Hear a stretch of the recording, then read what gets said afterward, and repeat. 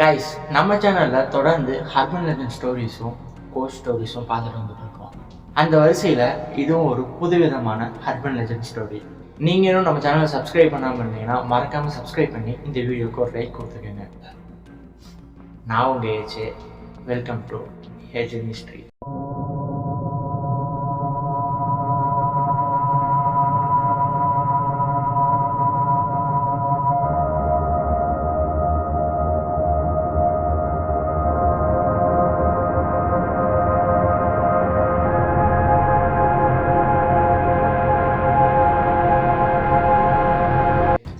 Emergency call service centre, அதாவது 911 அப்படிங்கிற ஒரு நம்பருக்கு ஒரு ஃபோன் கால் ஒன்று வருது. அந்த கால் ஆப்ரேட்டரும் அந்த ஃபோனை அட்டன் பண்ணி ஹலோன்னு சொல்கிறாரு.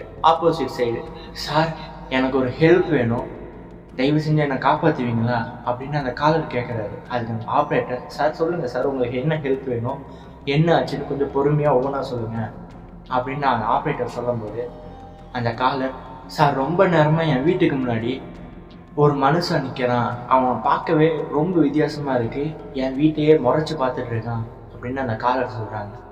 அப்படியா, அவன் கையில் வேறு ஏதாவது வச்சுருக்கானா அப்படின்னு கேட்கும்போது, ஆமாம் சார், நான் ஆசையாக வளர்த்தனேன் என்னோடய நாய்க்குட்டியும் அவன் கையில் ஒரு பெரிய கத்தியுமே இருக்குது அப்படின்னு அந்த காலர் சொல்கிறாங்க. அது அந்த ஆப்ரேட்டர், ஓகே சார் நீங்கள் பயப்படாதீங்க, அவன் பார்க்கறதுக்கு எந்த மாதிரி இருக்கான் அப்படின்னு அந்த ஆப்ரேட்டர் கேட்கும்போது அந்த காலர், அவன் பார்க்கறதுக்கு ரொம்ப உயரமாக கண்ணம்லாம் சுருங்கி போய் பார்க்கறதுக்கு மனுஷன் மாதிரியே இல்லாமல் ஒரு காட்டுவாசி மாதிரி வித்தியாசமாக இருக்கான் சார் அப்படின்னு அந்த காலர் சொல்கிறாங்க.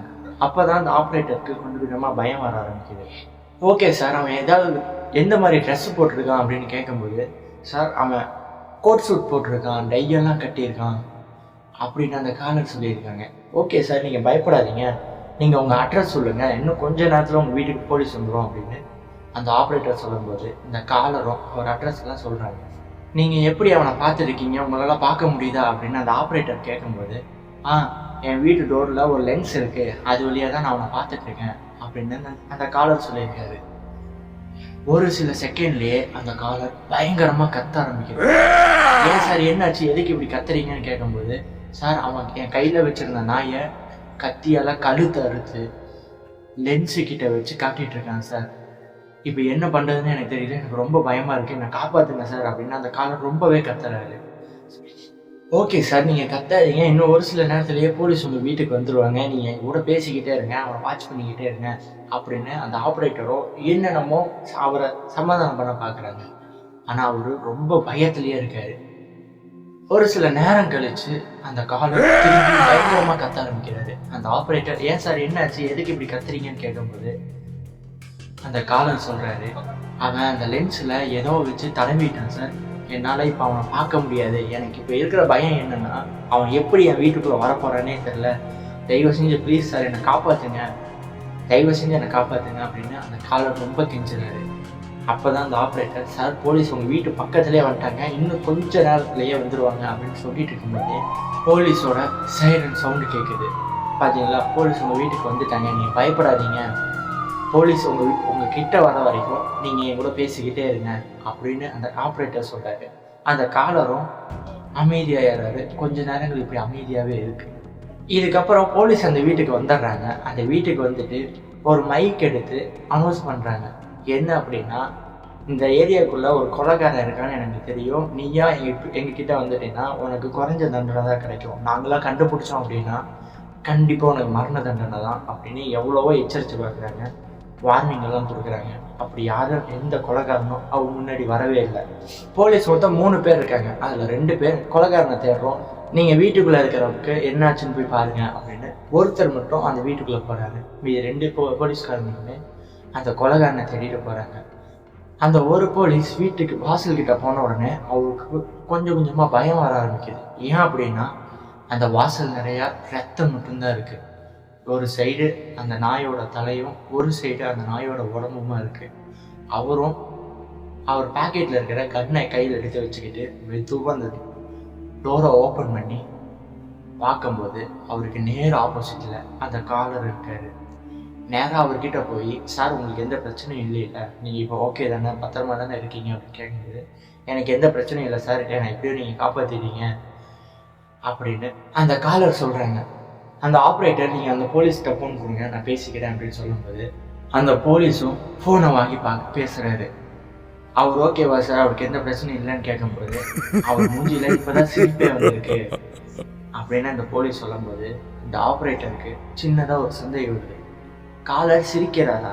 இவ்வளோ நேரம் ரொம்ப பயந்துட்டு இருந்தார். சார் அவர் பார்க்கறதுக்கு எப்படி இருக்காருன்னு சொல்ல முடியுமா அப்படின்னு கேட்கும்போது அந்த போலீஸ் அவர் பார்க்கறதுக்கு ரொம்ப உயரமாக ஒரு மாதிரி வித்தியாசமாக கண்ணமெல்லாம் சுருங்கி போய் மனுஷன மாதிரியே இல்லாமல் ஒரு காட்டுவாசி மாதிரி இருக்காரு சார் அப்படின்னு போலீஸ்கார் சொல்லும்போது தான் இவருக்கு கொஞ்சம் கொஞ்சமாக பயம் ஸ்டார்ட் ஆகுது. சார் அவர் எந்த மாதிரி ட்ரெஸ் போட்டிருக்காருன்னு கொஞ்சம் சொல்லுங்கள் அப்படின்னு கேட்ட உடனே அவர் கோட் ஷூட்டும் டையும் கட்டியிருக்காருன்னு சொன்னானோ. போலீஸ்கார் சொன்ன உடனே சார் அவன் தான் கொலைகாரன், அவனை பிடிங்க அப்படின்னு சொல்லும் போது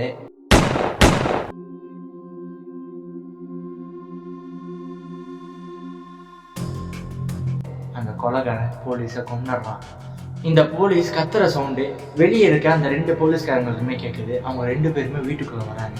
ஒருத்தர் கிச்சன் சைடும் ஒருத்தர் வீட்டுக்குள்ளேயும் தேடிட்டு இருக்கும்போது தான் ஒரு ஃபோன் கால் அடிக்குது. அப்போ அது ஒரு போலீஸ் எடுத்து, சார் அந்த கொலைகாரன் இந்த வீட்டுக்குள்ளே தான் இருக்கான், ஒரு போலீஸ் எவரை கொண்டுட்டான், நான் பேக்கப்புக்கு ஆள் அனுப்புகிறேன், நீங்கள் சீக்கிரமாக அந்த இடத்த விட்டு வெளியே வாங்க, வீட்டுக்குள்ளே இருக்காதீங்க அப்படின்னு பேசிகிட்டு இருக்கும்போது அந்த கொலைகாரன் அந்த போலீஸ்காரையும் கொண்டுட்டான். இன்னொரு போலீஸ்கார் கிச்சனில் தேடிட்டு இருக்காருன்னு சொன்னாங்க இல்லையா, அப்போது ஃப்ரிட்ஜ் டோர் ஓப்பனாக இருந்திருக்கு. அப்போ அந்த போலீஸ் கண்டிப்பாக இந்த கொலைகாரன் இந்த வீட்டுக்குள்ளே தான் இருப்பான்னுருக்கு அப்படின்னு அந்த டோர் ஓப்பன் பண்ணுறது. அந்த ஃப்ரிட்ஜுக்குள்ளே அந்த வீட்டோட ஓனரும் ஒரு போலீஸ்காரும் உள்ளே இருக்காங்க. இதை பார்த்த உடனே இன்னொருத்தருக்கு பெரிய சாக்கு, ரொம்பவே பயந்து போய் வீட்டுக்கு வெளியே ஓடி வராது. அந்த நேரத்தில் தான் போலீஸ் பேக்கப் அங்கே வராங்க. அவங்க இவர்கிட்ட இங்கே என்னென்னலாம் நடந்துச்சு, யார் யாரெல்லாம் செத்தாங்கன்னு கேட்கும்போது 2 போலீஸ்காரங்களும் அந்த வீட்டில் இருக்க ஹவுஸ் ஓனரும் இறந்தே போயிட்டாங்க. அப்போ தான் அந்த ஆப்ரேட்டர் யோசிக்கிறாரு, அப்போ இவ்வளோ நேரமாக என்கிட்ட பேசிகிட்டு இருந்தது அந்த உண்மையான காலர் இல்லையா, அந்த கொலைகாரி இருந்தானா அப்படின்னு நான் யோசிச்சுட்டு இருக்கும்போதே போலீஸ் இந்த பக்கம் இந்த பாடியெல்லாம் எடுத்து போஸ்ட்மார்ட்டம் ரிப்போர்ட்டுக்கு அனுப்புகிறாங்க. அதை செக் பண்ணி பார்த்துட்டு டாக்டர் ஓனர் மட்டும் 6 மணி நேரத்துக்கு முன்னாடியே இறந்து போயிட்டாங்கன்னு சொல்லியிருக்காங்க. அப்படி பார்த்தா அந்த கொலைகாரன் 6 மணி நேரத்துக்கு முன்னாடியே அந்த வீட்டுக்குள்ளே வந்துக்கணும், அவரை கொண்டிருக்கணும். ஃபோனில் பேசினது என்னமோ அந்த ஹவுஸ் ஓனர் தான். ஒரு சில செகண்ட் அமைதியாக இருந்துச்சுன்னு சொன்னாங்கல்ல, அந்த கேப்பில் தான் இந்த கொலைகாரன் அந்த வீட்டு ஓனரை கொண்டுட்டு ஃபோனை எடுத்து இவன் பேசியிருக்கணும்.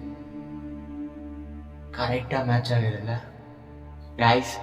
இந்த வீடியோ எப்படி இருக்குன்னு கமெண்ட்டில் சொல்லுங்கள். இந்த வீடியோக்கு லைக் பண்ணி நம்ம சேனலை சப்ஸ்கிரைப் பண்ணிக்கோங்க.